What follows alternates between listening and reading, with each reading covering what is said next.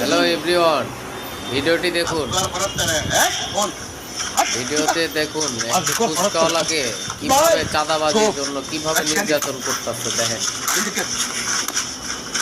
গরিব মানুষ সারাদিন ফুচকা বেঁচে খায়, তার সাথে কি ধরনের আচরণ।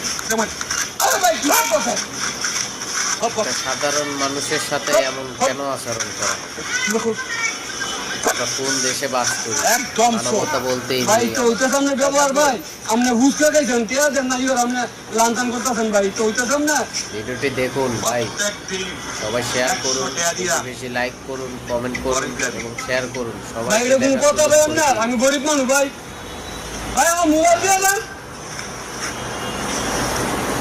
যদি অনেক কি করি এটা কাম হইল না। এ কাহা